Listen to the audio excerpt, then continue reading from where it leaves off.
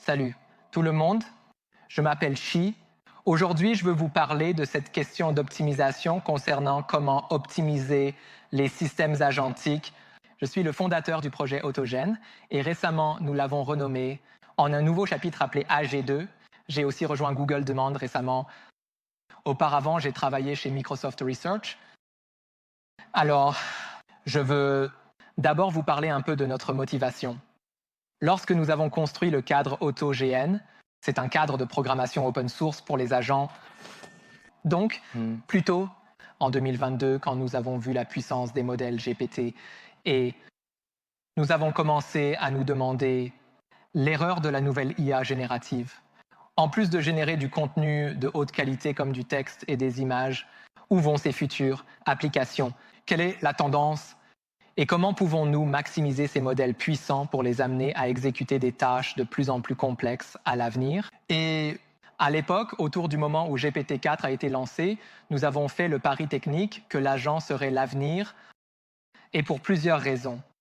Non seulement ils peuvent devenir l'interface naturelle pour que les humains interagissent avec le monde numérique, mais cela permettra aussi à l'IA d'avoir une capacité plus forte que simplement utiliser un modèle simple.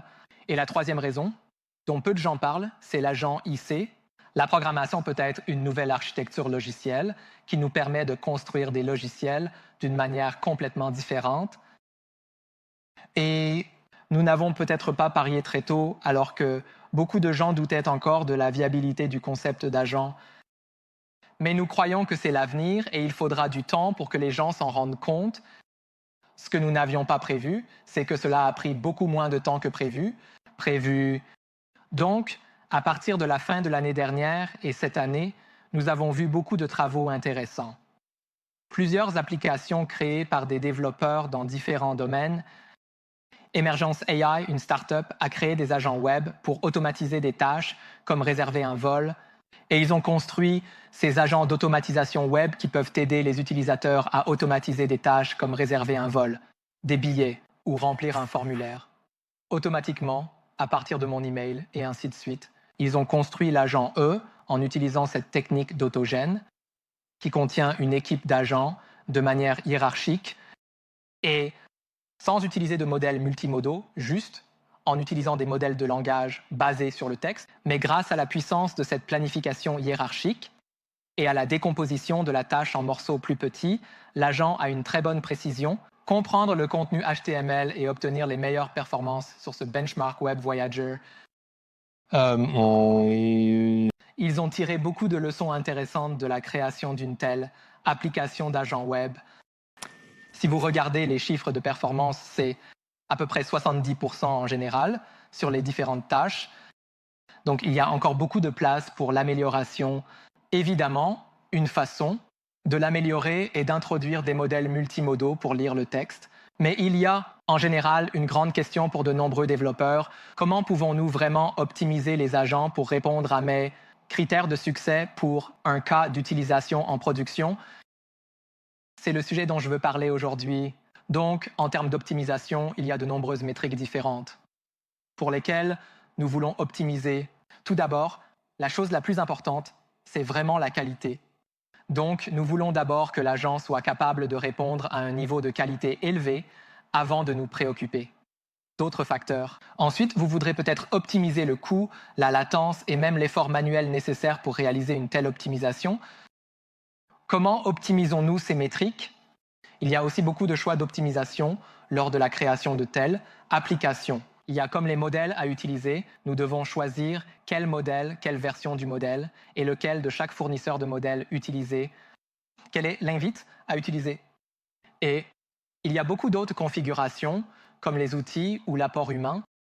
Comment combinons-nous ces modèles, outils et l'humain dans la boucle et tous pour qu'ils fonctionnent efficacement?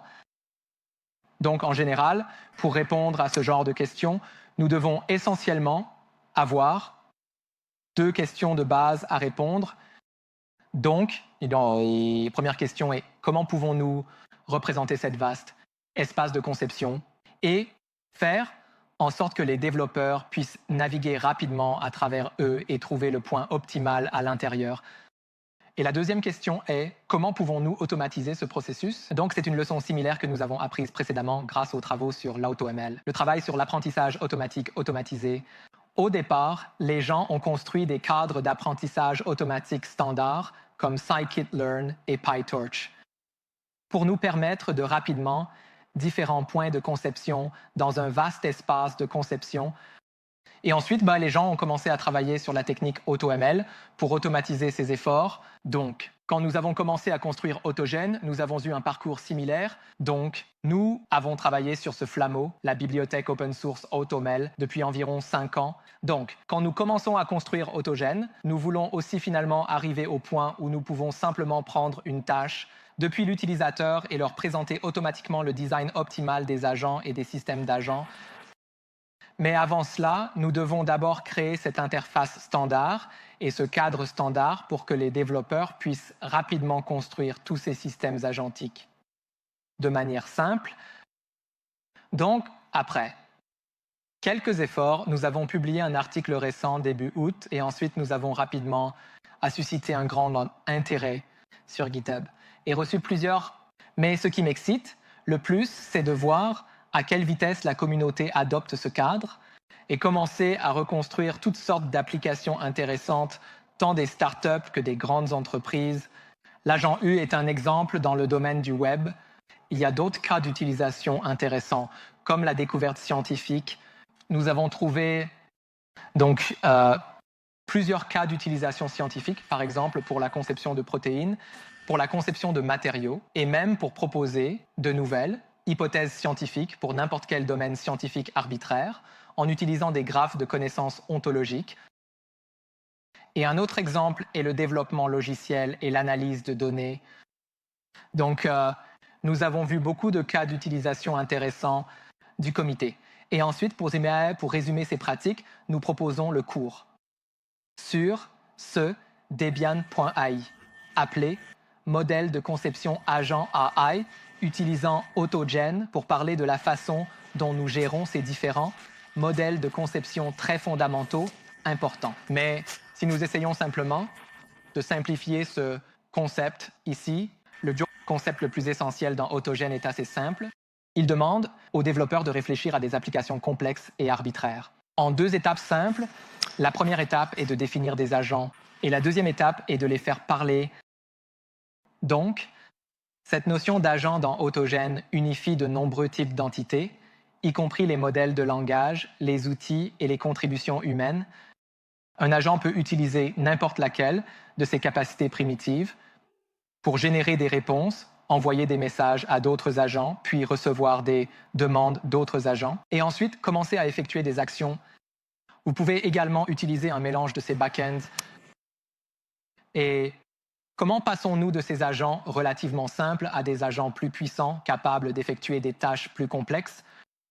La réponse est que nous pouvons composer ce chat multi-agent de différentes manières, dans différents modèles de conversation. Et ensuite, nous pouvons, par exemple, imbriquer plusieurs chats d'agents à l'intérieur d'un seul agent et rendre cet agent effectuer des tâches beaucoup plus complexes. Et vous pouvez construire cela de manière récursive et peut passer de plusieurs agents à un agent unique. Les exemples de conversation multi-agents sont un simple chat à 2 agents, un chat séquentiel qui consiste en une série de discussions prédéfinies. Et mot seulement, lorsque les discussions précédentes sont terminées, la prochaine discussion aura lieu et elle transmettra des informations essentielles des discussions précédentes aux prochaines discussions. Il y a aussi le chat de groupe qui est plus flexible, en fait. Nous mettons tout le monde dans le même groupe et ils peuvent parler dans des ordres différents. Cet ordre est décidé de manière dynamique par le gestionnaire de chats de groupe qui effectue l'orchestration. Vous pouvez également ajouter des contraintes pour spécifier quand passer d'un agent à un autre. En utilisant les éléments de base, vous pouvez facilement et rapidement naviguer dans un vaste espace de conception. Nous avons vu beaucoup d'intéressants, créations et innovations intéressantes. Expérimentation à partir de cela en utilisant ces éléments de base.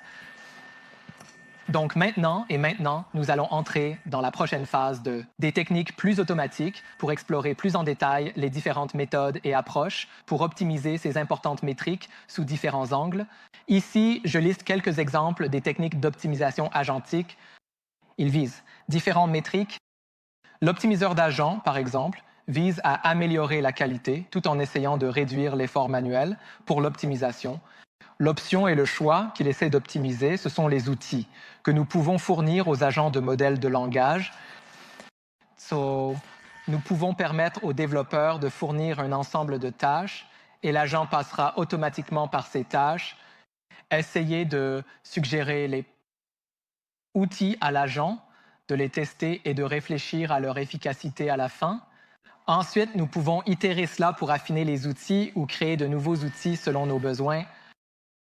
Il y a d'autres exemples, comme l'agent capitaine, qui essaie d'optimiser à la fois l'orchestration des agents et de réduire l'effort manuel. Je vais en parler dans les prochaines diapositives. Et il y a des exemples. Essayer de minimiser le coût, la qualité ou la latence. Je pense que le point méta que je veux faire ici est qu'en unifiant les différents types d'entités, en utilisant le concept d'agent et en unifiant l'application complexe, combinant tous ces différents types de composants, en utilisant un simple paradigme de conversation multi-agent, cela rend beaucoup plus facile de raisonner sur ces applications et cela facilite également l'optimisation dans une interface relativement plus simple et de haut niveau. Donc, similaire à comment nous avons élevé l'abstraction, passant du langage d'assemblage à la programmation fonctionnelle, puis à la programmation orientée objet. Adoptons un nouveau paradigme de programmation orientée agent. Je vais plonger dans l'agent capitaine, idée, dans les prochaines diapositives. Et c'est aussi un paradigme prometteur que nous pourrions éventuellement, potentiellement, intégrer tous les différents marquages ouverts en un seul système. Donc, l'idée est que nous voulons épargner aux développeurs l'effort manuel de créer manuellement ces systèmes multi-agents. Donc, nous allons essayer de fournir une fonctionnalité appelée autoconstruction afin qu'en fonction de la description, nous puissions générer cela automatiquement. Une bonne équipe d'agents pour résoudre la tâche et principalement, il y a deux paradigmes différents, la construction statique et la construction dynamique. Dans une construction statique, nous prendrons la description de la tâche et générerons l'équipe d'agents d'un seul coup et à l'avenir, nous utiliserons encore et encore cette même équipe. Pour les tâches futures, la construction adaptative est plus flexible. Elle prendra la description du test, essayer de décomposer la tâche en plusieurs sous-tâches. Et pour chaque sous-tâche, il essaie de créer une équipe différente en fonction des exigences. Donc, l'équipe peut être utilisée pour cette étape particulière et, à l'étape suivante, nous pouvons replanifier et créer une équipe différente. Donc, cela nous a permis de répondre aux différentes exigences des tâches et aussi gérer les tâches plus complexes pour les diviser et les conquérir. Voici un exemple de la façon dont fonctionne l'agent capitaine. Il prend le besoin initial du problème. Quand un utilisateur parle à cet agent capitaine, il a l'impression de ne parler qu'à un seul agent. Mais en coulisses, l'agent capitaine, en effet, a la capacité de tirer pleinement parti d'une bibliothèque de plusieurs agents de différents rôles et il les sélectionne dynamiquement et crée ce groupe de discussion par message pour qu'il puisse résoudre la tâche après chaque conversation. L'agent réfléchit à ce qui est bien résolu et ce qui doit être amélioré.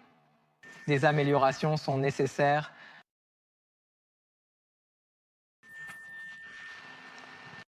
Et voici un exemple très concret de la façon de répondre à une question qui nécessite d'analyser la vidéo YouTube et comprendre le contenu et répondre à la question complexe.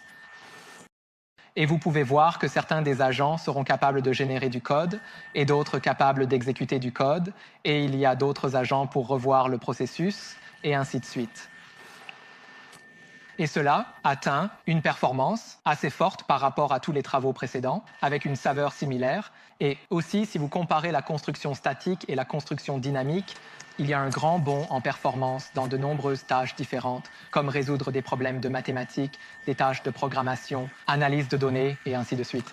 Alors, comment cela pourrait-il donner une idée de quelques exemples des tendances d'optimisation potentielles que nous pourrions éventuellement activer avec ce cadre de programmation fondamentale, orienté agent? Et il y a beaucoup plus de recherches que nous pouvons faire. Par exemple, nous pouvons combiner toutes les différentes techniques qui optimisent pour différentes perspectives et offrir un système qui, automatiquement, selon les métriques d'optimisation, propose le point de conception optimal et les développeurs peuvent partir de là pour les affiner davantage. Je veux prendre un moment pour reconnaître tous les contributeurs open source. Maintenant, nous avons cette nouvelle organisation de gouvernance ouverte appelée AG2. Nous accueillons tout le monde à se rassembler et à développer ensemble l'avenir des agents IA. Merci beaucoup. N'hésitez pas à me contacter sur Discord et d'autres plateformes pour des questions.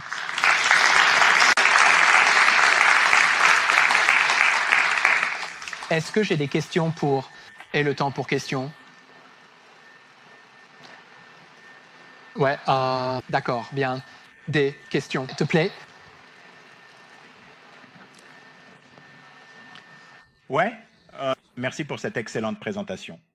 Ouais, j'ai une question sur concernant la mesure de la performance. Ouais, donc tu, comme dans l'un des articles, tu as dit que c'était autour de 85%. Donc, ma question concerne comme les cas d'échec, et les cas d'échec peuvent être simplifiés. Par exemple, si je demande à réserver un vol, je pourrais tout simplement échouer à réserver un vol. Ou ça pourrait être réserver le mauvais vol, ou ça pourrait être quelque chose de très étrange, comme RM moins RF, barre oblique n'est-ce pas? Alors, comment tu prends ça en compte dans ce cadre d'évaluation? Ouais, c'est une très bonne question.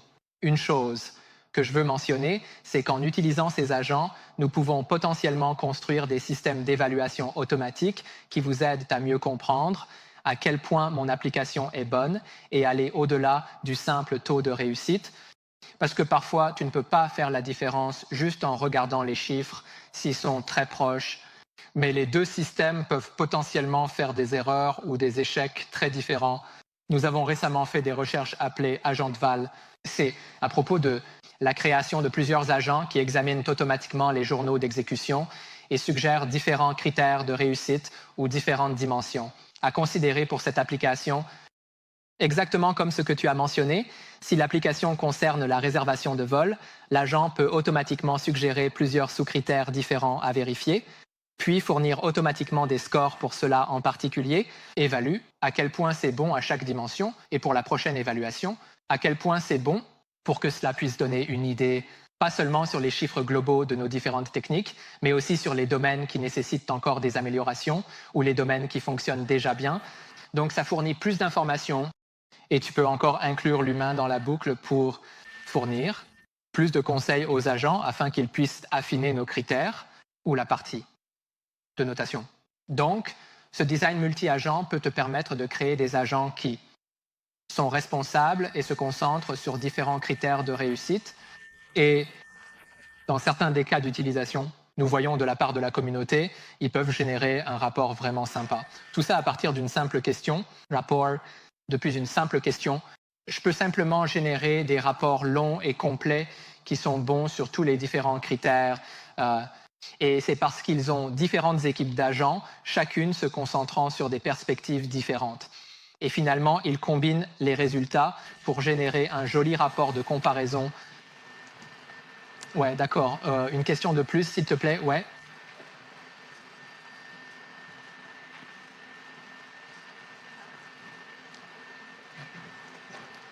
Passeci.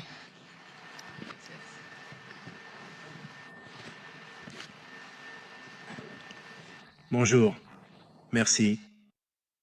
Alors que ces cadres agentiques continuent d'évoluer et de croître, et il y a tellement d'itérations en cours de route, comment atténuer le caractère aléatoire à chaque itération? Et que suggérerais-tu de faire?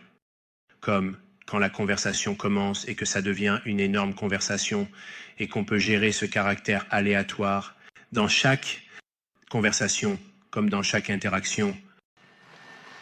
Donc, je pense qu'en général, il y a un compromis entre la contrôlabilité et l'adaptabilité pour traiter de nouveaux cas d'utilisation auxquels nous n'avons pas pensé. Tu peux définir des flux très précisément contrôlés qui réduisent le caractère aléatoire, mais d'un autre côté, ils peuvent être limités à effectuer des fonctions très restreintes et ne peuvent pas gérer de nouvelles situations dans AG2. Actuellement, nous proposons différents modèles de conversation que tu peux choisir en fonction de ses besoins. À l'avenir, nous prévoyons également d'ajouter un mode automatique afin que nous puissions suggérer potentiellement ces différents modèles automatiquement en fonction de l'objectif